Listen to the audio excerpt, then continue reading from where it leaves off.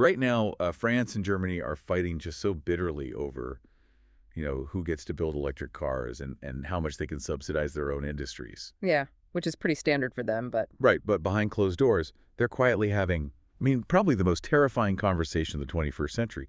They are talking about how to share nuclear weapons. it's a huge shift, definitely. So welcome to the deep dive. Today is May 30, 2026, and we are looking under the hood of the Franco-German relationship. Because for decades, this alliance has been the undisputed motor of the European Union. The engine driving the whole thing. Exactly. But right now, we are seeing this wild paradox of total gridlock on one hand and then unprecedented defense coordination on the other. And the question we really want to explore today is whether this historic alliance is, fundamentally fracturing, or if we're just watching a very messy, real-time recalibration. Right, because the outcome is going to define the whole geopolitical architecture of Europe, especially with the G7 summit in Evian right around the corner. Exactly.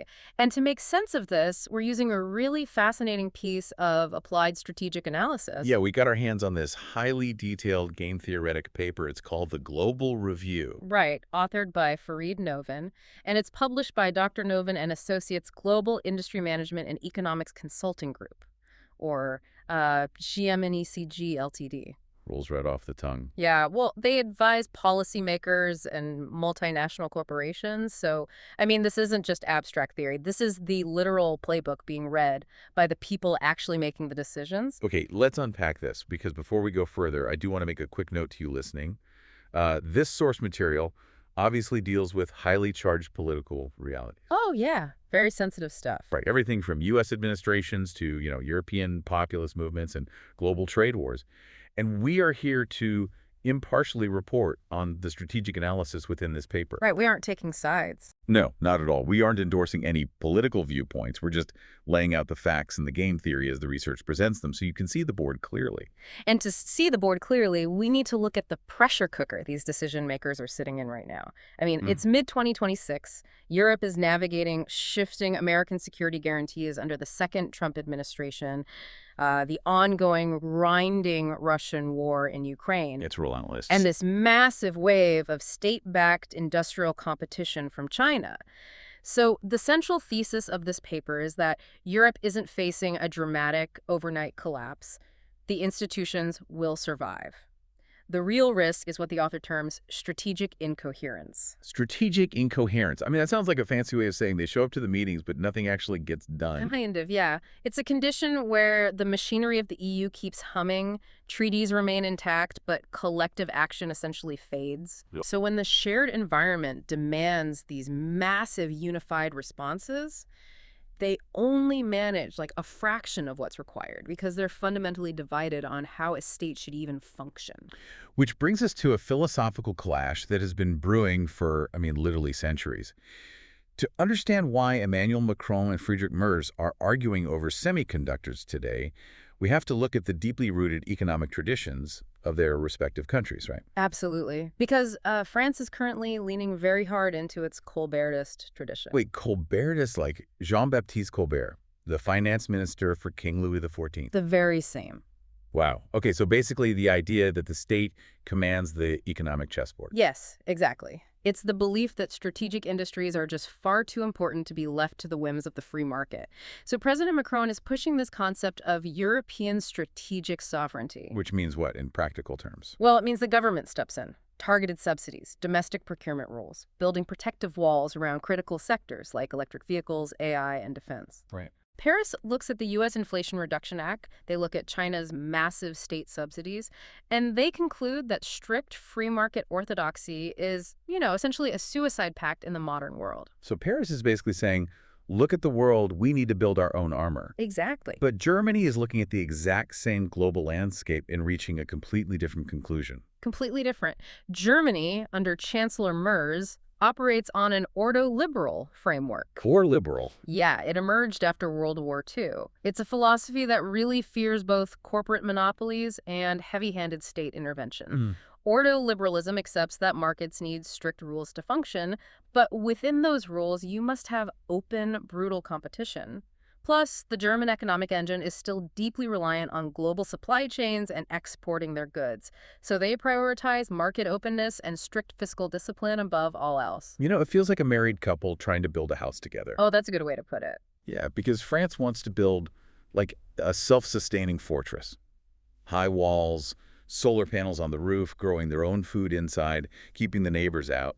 And Germany wants to build an open-plan glass house to invite the neighbors over because their entire livelihood depends on selling things to those neighbors. Right, and trying to build a structure that is half fortress and half glass house creates a complete regulatory nightmare. I can imagine. The paper actually points to the 2024 Draghi report on European competitiveness. It found that this constant push and pull creates such severe regulatory fragmentation within Europe's own single market that it acts like a massive internal tariff. Wait, so by failing to agree on the underlying architecture of their economy, France and Germany are essentially taxing themselves? Yes, they're making it even harder to compete with the US or China. That is wild. But if their philosophies on capitalism are that fundamentally opposed, how do they actually agree on a unified budget to, fight off Chinese tech dominance? Because that is playing out right now with tangible friction over money and trade. Oh, it's a huge issue. Just look at what happened with the EU-Mercosur trade agreement. Yeah, that became a massive symbolic failure. Germany and the EU Commission were desperately championing this trade deal with South America. From Berlin's perspective, this was a strategic imperative. They need raw materials, they need new markets for their cars, and they urgently need to diversify away from heavy reliance on China and the US. But France blocked it. And they didn't block it for some grand geopolitical reason. They blocked it because of agriculture. Exactly. French farmers feared the influx of cheaper South American beef and agricultural products and the resulting industrial displacement. And Macron just couldn't ignore that domestic pressure. No, he couldn't. Even though he ultimately failed to build a formal blocking coalition, the friction it caused was immense and highlighted a real shift in leverage within the union. And if they can't agree on how to trade with the outside world, they definitely can't agree on how to spend their own money. I mean, we see this in the endless Eurobond debate. Oh, the Eurobond debate. France wants to replicate what Europe did during the COVID-19 pandemic with the Next Generation EU fund. They want a massive common borrowing mechanism. Essentially taking out a joint credit card. Right, to fund defense and green technology. Paris argues there is zero chance Europe can match the fiscal scale of the US or China without pooling their debt. While Germany points to their constitutional debt break, the Schuldenbremse, which makes fiscal restraint an actual binding law. But let's be real here for a second. Okay. If the external threat to Europe's survival is as severe as both sides claim, why let a constitutional quirk stop you? Why can't Macron and Merz just look at the math, realize they need the money, and pool their resources to compete? Well, this is where we have to look at the mechanics of political gridlock. The paper uses political scientist Robert Putnam's theory of two-level games to explain why perfectly rational international compromises become completely impossible. Or two-level games. Yeah, so leaders are always playing two games at the same time. Level 1 is the international table Macron and Merz in a room together. Level 2 is the domestic political arena back home. Okay, so imagine being Chancellor Merz for a second. Yeah. You're sitting at that level I table with Macron. You look at the spreadsheet, and you know that taking on joint debt might genuinely save the European tech sector. But you also know that the second you sign that paper, you have to go play level 2. You have to fly back to Berlin where the tabloid headlines will scream that you are giving German taxpayer pensions to France. Exactly. And you will likely face a massive surge from populist rivals, potentially losing your job and your government. Putnam calls this a win set. A win set. Yeah, it's the narrow range of agreements that your domestic voters will actually accept. In Germany, extensive debt mutualization is a politically toxic win set. In France, accepting the kind of brutal, tight fiscal rules Germany demands is equally toxic. So the gridlock isn't stupidity or stubbornness, it's a mathematical problem of political survival. Okay, but this is where I get genuinely confused. So, Well, if trade is a disaster because of French farmers, and money is a disaster because of German voters, how on earth are they sitting in rooms discussing the deployment of nuclear weapons together? I mean, our sources point out that external pressure is forcing unprecedented cooperation on defense, which makes no sense if everything else is broken. it is the defining paradox of a current relationship. The breakdown of transatlantic trust has forced a historic shift.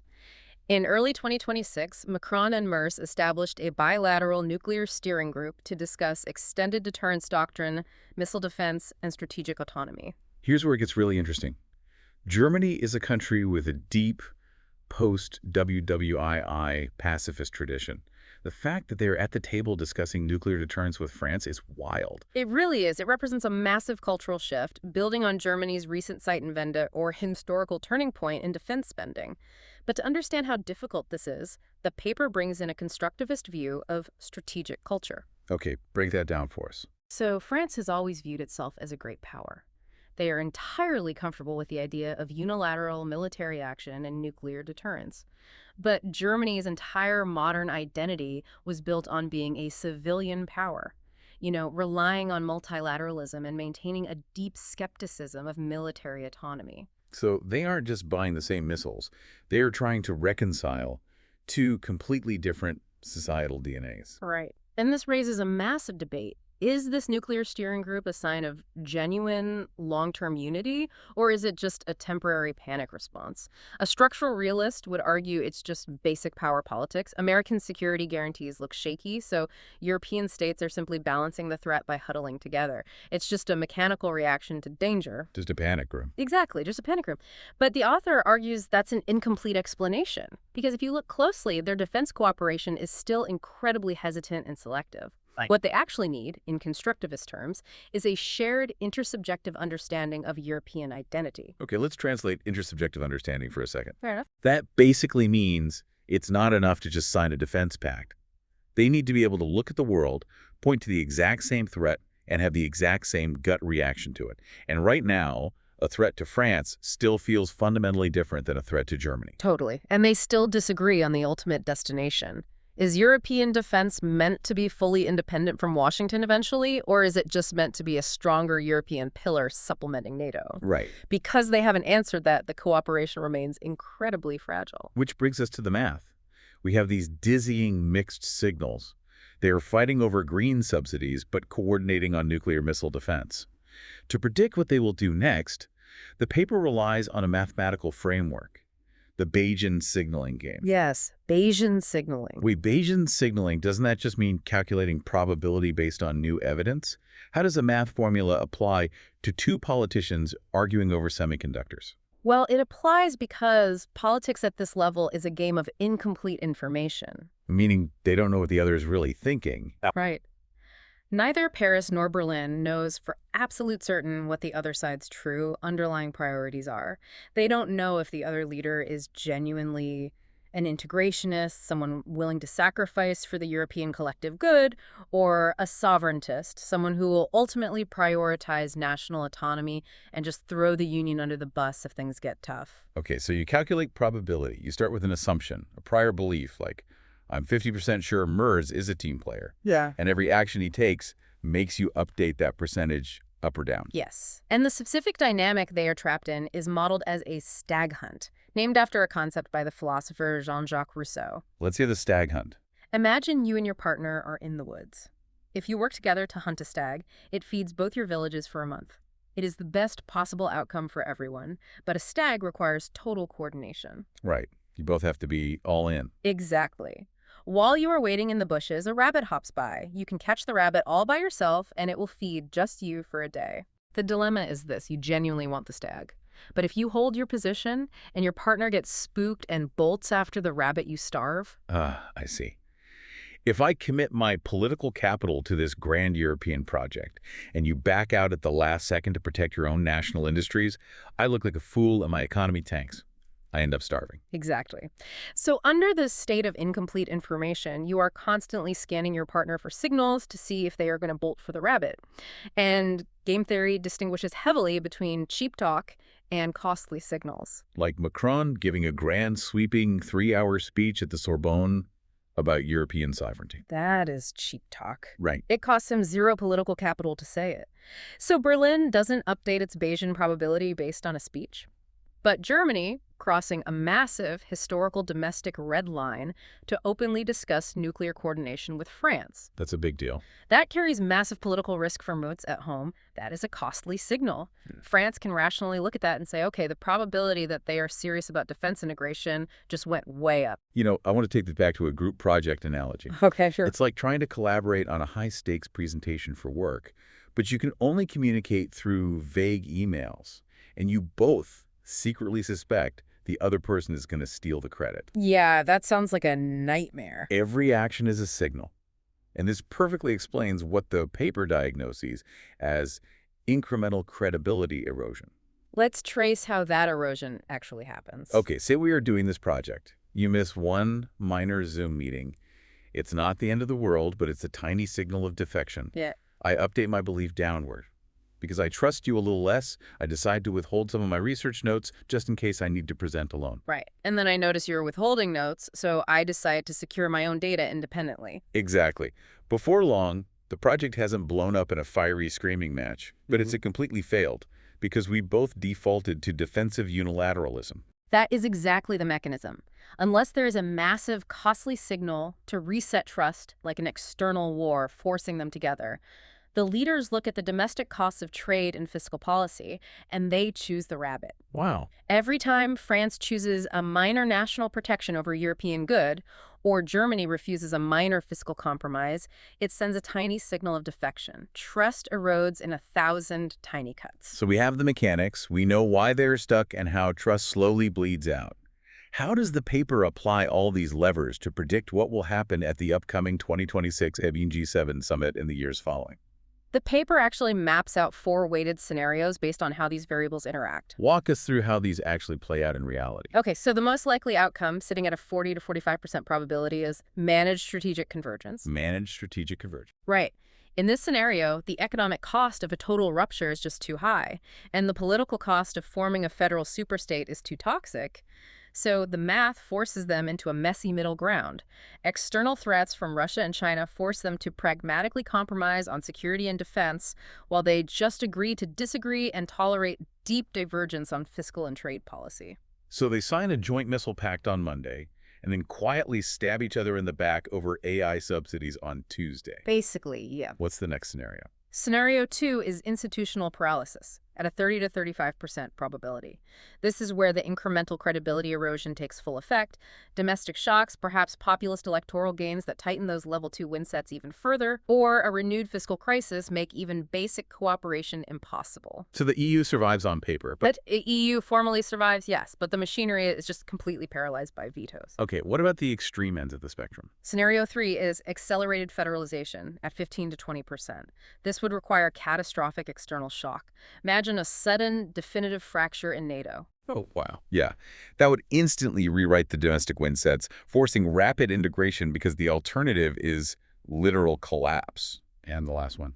Finally, scenario 4 is strategic rupture at just 5 to 10%. A total breakup is highly unlikely simply because the economic suicide of dismantling the single market acts as a floor, preventing total collapse. So what does this all mean? For you listening, whether you are a business leader, an investor, or just a citizen in Europe, what does a 45% chance of managed strategic convergence actually look like on a random Tuesday? It means the era of the unified Franco-German engine dictating a single path for all 27 member states is over. That's a big shift. It is. You are going to see a more transactional, multi-speed Europe. It will be menu-driven. Some countries will form a deep coalition on defense architecture, while a completely different subset of countries partners on energy grids. And we are going to see this play out in real time at the G7 summit in Evian. The prediction for Evian is that the levers of the level 2 game will force intense public unity, which will mask deep, private friction. Macron and Merz both know that projecting disunity weakens Europe's bargaining power against the US and China. Lots of smiles and handshakes for the cameras, but sharp elbows under the table. Oh, absolutely. And the ultimate test case at Evian will be technological sovereignty, specifically artificial intelligence. Both nations desperately want to prevent US and Chinese dominance in AI. Right. But because of those deep-rooted economic philosophies we talked about, they want to solve it differently. France will push for centralized European industrial champions backed by massive public money. Germany will push for competitive open market frameworks with targeted basic research. So the question is, can they project a coherent European position on AI governance at the G7? Exactly. That will be the visible test of whether they can still hunt the stag together. It's incredible how much weight rests on these two nations, just figuring out how to decode each other's signals. Let's bring this all together. We set out to ask if the Franco-German alliance is fracturing or recalibrating. And the answer seems to be that Europe isn't collapsing, but it is drifting. Yes. The Franco-German relationship has transitioned from being a unified steering committee to being a highly contested arena. It is a contested leadership dyad. They are no longer simply driving the car. They are fighting over the steering wheel while simultaneously trying to upgrade the armor. And to you listening, this matters immensely. If you are investing in European markets, if you are tracking how global tech and AI will be regulated, or if you are just watching the shifting balance of global power, this strategic drift is going to impact the global economy. It absolutely will. Europe might not speak with one voice on trade or tech, even if they are finally whispering together about nuclear defense. Before we wrap up, there is one final thought that naturally emerges from this analysis, even if the politicians rarely champion it. We naturally view this multi-speed, fragmented Europe as a failure of the original European dream. We assume divergence is bad. But what if it isn't? You mean the fragmentation might actually be a feature, not a bug? Think about the 21st century landscape. We are living in a world of overnight AI revolutions, sudden supply chain shocks, and rapidly shifting geopolitical alliances. Could a more flexible, variable geometry Europe actually be more resilient? Huh? If different groups of member states can form ad hoc coalitions to tackle specific issues without needing unanimous, agonizing agreement from all 27 countries on every single detail, maybe that flexibility is exactly what Europe needs to survive. That's a fascinating reframe, because a slow, monolithic block that requires total agreement on everything might just break because it refuses to bend. But a fragmented, multi-speed Europe can adapt on the fly. Maybe the sputtering we are hearing isn't the sound of an engine dying. Maybe it's the sound of an old, heavy diesel engine being swapped out, part by part, for a completely different kind of machine while the car is still flying down the highway. It's a messy process, but it might be the only way forward. Thank you for joining us on this deep dive into the Franco-German relationship. Keep your eyes on the Evian G7 summit, watch for those costly signals hidden behind the handshakes, and keep pondering what that variable geometry future of Europe will look like. We'll catch you next time.